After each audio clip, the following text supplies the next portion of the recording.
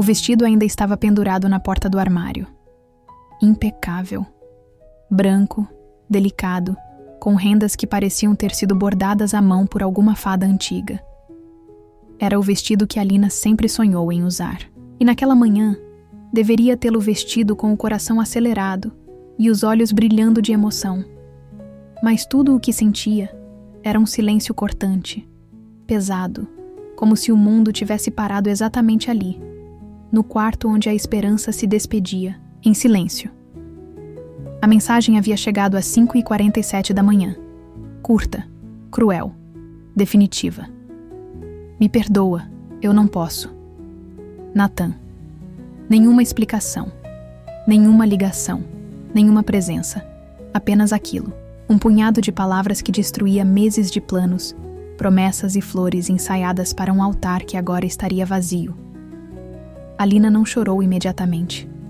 Por algum motivo, seu corpo reagia com apatia.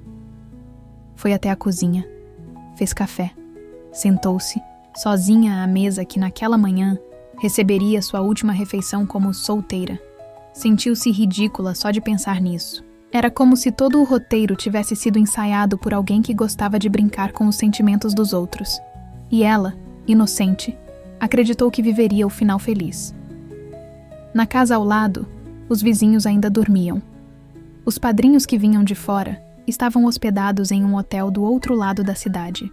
Tudo estava pronto, exceto ele, Nathan.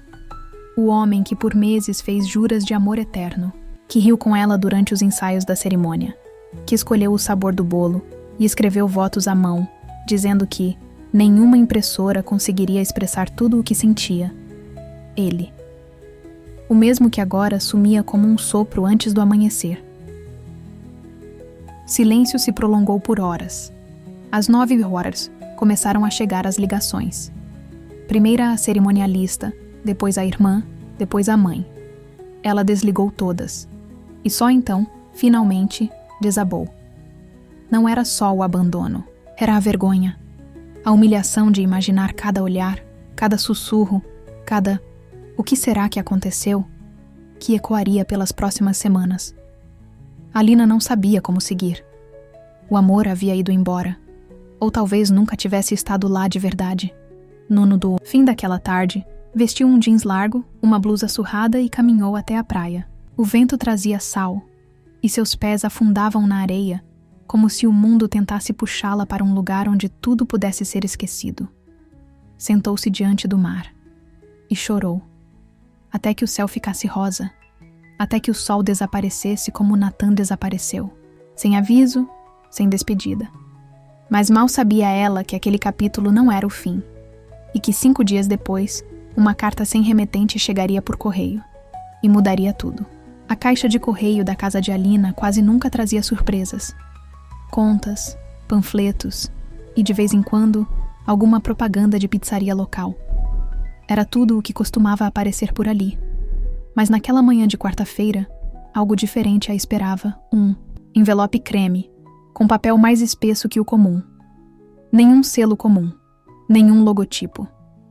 Apenas seu nome escrito à mão, em letras que ela reconheceria mesmo com os olhos fechados. Nathan. Ela o encarou como se fosse uma armadilha. Parte de si queria rasgar aquilo sem ler. Parte queria que fosse uma explicação, um pedido de desculpas, qualquer coisa que ajudasse a preencher o vazio que ele havia deixado. Com os dedos trêmulos, abriu o envelope e puxou uma folha única, dobrada com cuidado. Alina, se você estiver lendo isso, é porque tive coragem suficiente de fazer a única coisa certa depois de tudo que fiz de errado. Você não merecia o silêncio, nem o abandono. Eu fui um covarde e não posso me perdoar. Por isso, não naquela manhã. Mas havia algo que eu nunca contei. E não era por falta de amor. Era justamente por te amar demais. Esta carta é só a primeira parte. A segunda está com alguém que você conhece. Alguém que pode te contar o que eu nunca consegui dizer em voz alta.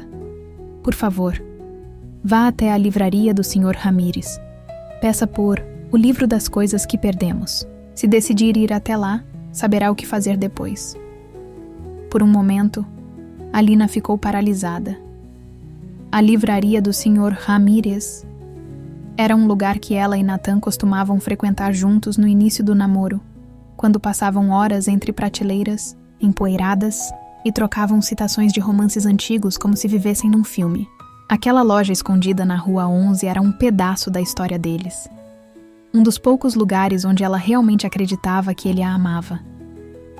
Por que Nathan a mandaria de volta lá agora? Dobrou a carta lentamente.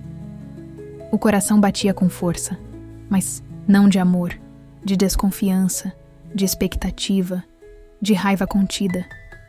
Parte dela queria ignorar aquilo, fingir que nada havia chegado. Mas outra parte, talvez a que ainda esperava por alguma justiça, não conseguia fingir que nada havia acontecido. Na tarde daquele mesmo dia, Alina caminhou em direção à livraria. O céu estava nublado, e o cheiro de livros antigos pareceu abraçá-la, assim que empurrou a porta de madeira. O Sr. Ramírez, um homem gentil de barba grisalha e olhos sábios, levantou os olhos do balcão com um leve sorriso. "Eu sabia que você viria", disse, como se tivesse ensaiado aquela frase por dias. Alina não respondeu. Apenas caminhou até ele e, com um fio de voz, perguntou: "O livro das coisas que perdemos?" O velho livreiro assentiu com os olhos marejados. Abaixou-se atrás do balcão e retirou um envelope pardo, mais robusto que o anterior, com algo dentro além de papel. Entregou a ela com as 2 mãos, como se fosse algo sagrado. "Nathan deixou isso aqui há 1 semana. Disse que você merecia a verdade, mesmo que tarde demais." Alina segurou o envelope junto ao peito, sentindo o peso de algo que ainda não compreendia. Saiu da livraria com as pernas trêmulas. E só quando chegou em casa, sentada no chão da sala com as costas contra a parede, decidiu abri-lo. Dentro, encontrou uma carta. E algo mais. Um colar de prata, com um pingente que ela nunca tinha visto antes. E então começou a ler. As palavras da nova carta pareciam pesar mais do que as da primeira. A caligrafia era a mesma. Firme, familiar, melancólica. Alina segurava o papel com as 2 mãos, como se ele pudesse escorregar a qualquer momento. O colar repousava em seu colo frio e silencioso, mas com um brilho discreto que chamava a atenção. "Você nunca soube disso, Alina. E talvez eu devesse ter contado antes. Esse colar era da minha mãe. Ela morreu quando eu tinha 12 anos. Era a única lembrança dela que meu pai deixou comigo, depois de tudo o que aconteceu. Mas o que importa agora não é a joia, é a verdade por trás dela. Minha mãe sofria de uma doença degenerativa rara, hereditária. Meu pai sempre teve medo de que eu carregasse o mesmo destino. Nunca fiz os testes, nunca quis saber, até que te conheci. Quando pedi sua mão em casamento, decidi descobrir. Precisava saber se teria um futuro com você. Ou se seria egoísmo, demais te levar comigo por um caminho incerto. Esperei o resultado por semanas. E quando finalmente recebi, tudo dentro de mim desmoronou. Alina, eu sou o portador do gene. Não tenho sintomas ainda, mas é apenas uma questão de tempo. A carta tremia nas mãos dela. Por um instante, o mundo pareceu se desfocar. Tudo o que ela conhecia sobre Nathan, seu medo repentino, seu olhar distante nos últimos dias antes do casamento, começava a ganhar contornos mais humanos, mais tristes. O dia do nosso casamento era também o prazo final para decidir entre viver uma mentira ou te deixar livre. Eu escolhi te libertar. Você pode me odiar, eu mereço. Mas não suportaria a ideia de te ver cuidando de mim anos depois, presa a uma vida de dor, quando você merece o mundo inteiro. Alina apertou o colar entre os dedos. A superfície prateada refletia o luar que entrava pela janela. A joia, que antes parecia apenas um presente, agora era um símbolo de despedida, ou talvez de amor, o tipo de amor que se recusa a arrastar consigo quem se ama. Ela se lembrou de uma conversa que tiveram uma vez, sentados na areia, falando sobre o futuro. "E se um dia você ficar doente?" ela perguntou brincando. "Então vou te deixar antes disso acontecer. para que você me ame para sempre saudável. Na época foi só uma piada. Agora parecia um presságio. Mas havia algo mais na carta. Uma última linha, escrita com letra menor, mais insegura. Se quiser respostas completas, procure por Evelyn. Ela vai saber o que te dizer. Evelyn, a irmã mais velha de Nathan.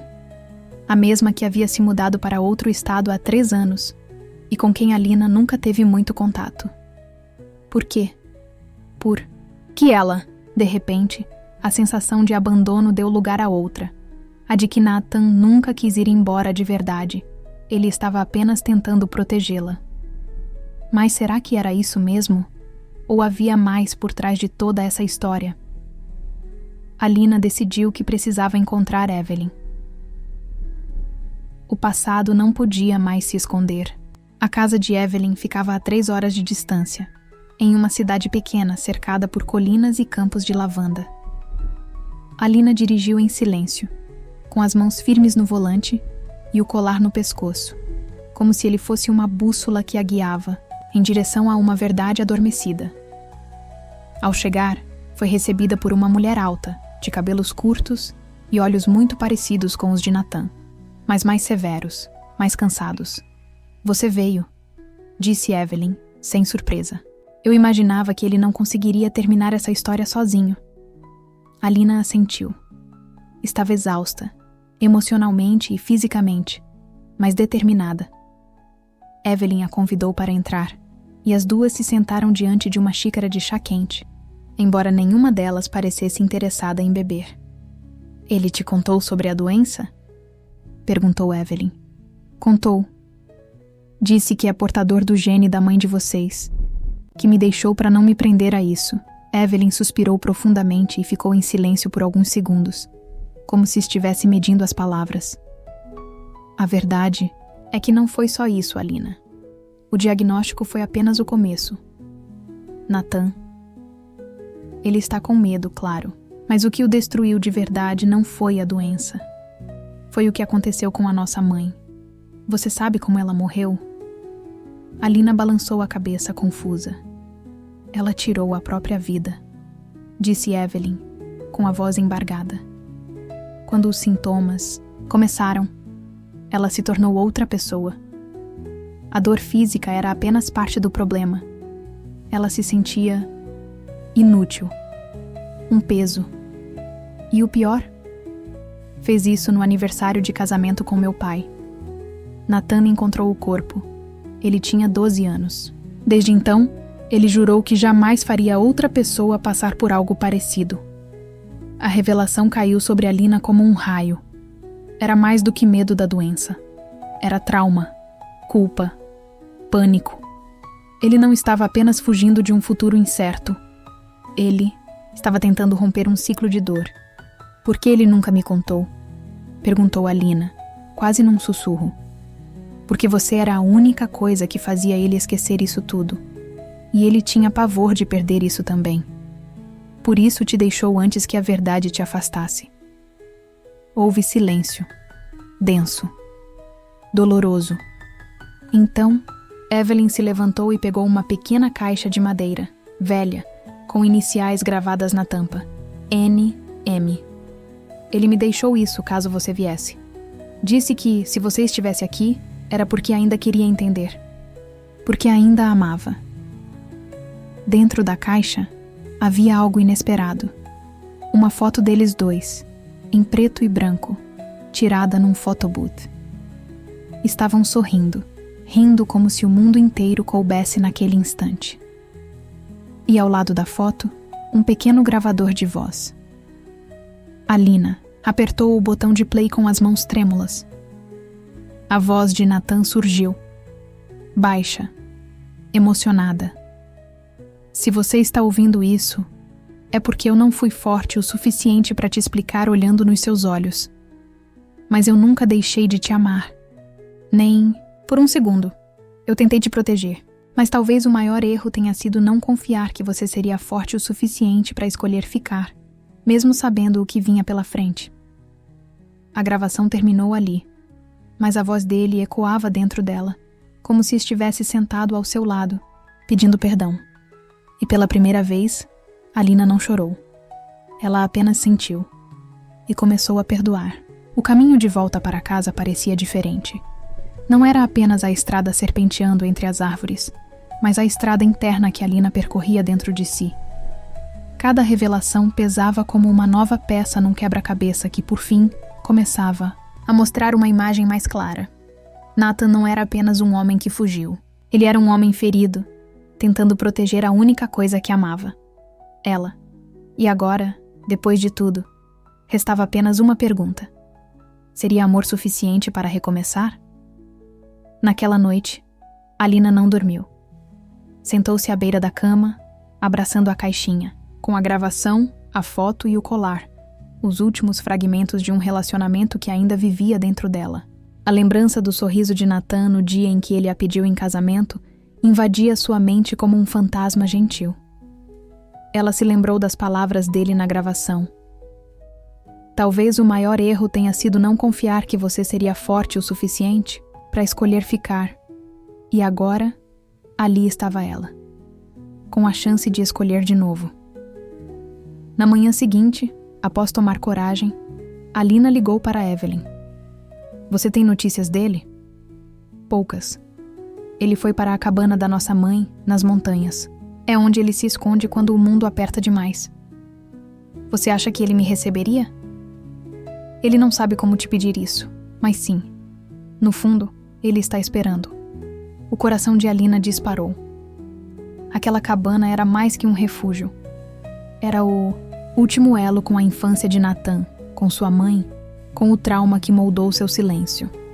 Era lá que ele enfrentava seus demônios. E talvez, só talvez, ela pudesse ser a luz que o ajudaria a vencê-los. 2 dias depois, Alina chegou à cabana. O ar era frio e limpo. A madeira envelhecida rangia sob seus passos, enquanto ela subia a pequena escada da varanda. Bateu à porta, com o coração acelerado. Silêncio. E então, a maçaneta se mexeu. Nathan abriu a porta lentamente. Estava diferente, mais magro, olhos fundos, cabelo um pouco mais longo. Mas era ele. Alina. Sussurrou, como se estivesse vendo um fantasma. Ela não esperou mais. Apenas o abraçou. Foi um abraço longo, sem palavras, cheio de dor, mas também de alívio. Quando se separaram, os olhos dele estavam marejados. Eu achei que você nunca me daria escolha. Interrompeu ela firme. Mas agora eu tenho. E se ainda quiser, quero ficar. Nathan não respondeu com palavras. Apenas segurou a mão dela com força.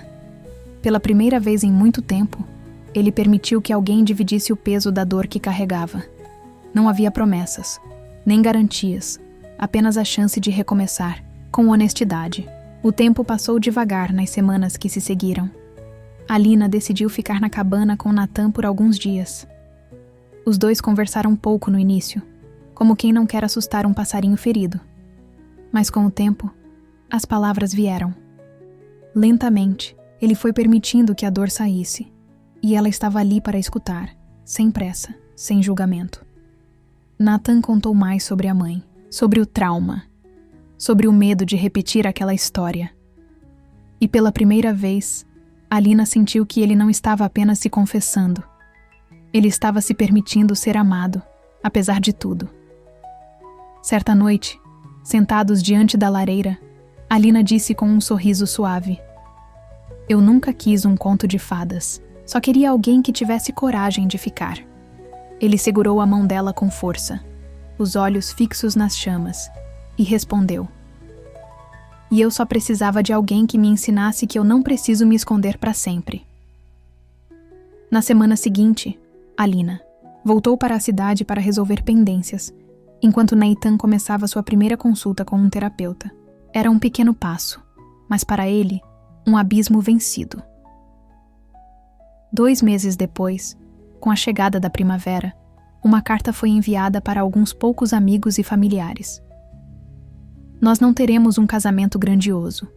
Não haverá buquê, nem lista de convidados extensa, mas haverá amor, verdadeiro, e finalmente, coragem. O casamento aconteceu ao ar livre, nos campos atrás da cabana. Evelyn foi a única testemunha. Alina usava um vestido simples de linho e um colar prateado, aquele colar. Nathan, de terno azul claro, parecia outro homem, ou talvez o mesmo de antes, mas agora completo. Quando ele leu seus votos, não havia ninguém ali que não tivesse os olhos marejados. Alina, eu te deixei porque achava que te amava demais para te condenar ao que eu sou. Mas hoje eu entendo que amar de verdade é permitir que o outro escolha, mesmo que a escolha envolva dor. E você escolheu ficar. Então, eu prometo, dessa vez sou eu quem vai ficar. Até o fim. Ela sorriu com os olhos brilhando. E eu prometo te lembrar todos os dias que amor não é fuga, é presença, é coragem. Eles se beijaram sob um céu limpo, entre flores silvestres e o perfume das árvores. Não havia música, nem aplausos, mas havia algo muito mais poderoso: paz.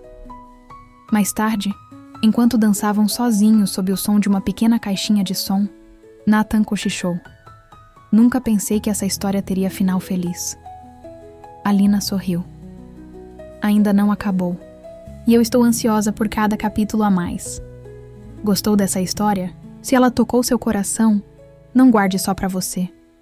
Compartilhe com alguém que acredita no poder do amor verdadeiro. E se você também acredita que até as dores mais profundas podem dar lugar a um novo começo, deixe seu like, inscreva-se no canal e ative o sininho para mais histórias que curam, inspiram e transformam. Porque todos nós merecemos uma segunda chance para amar.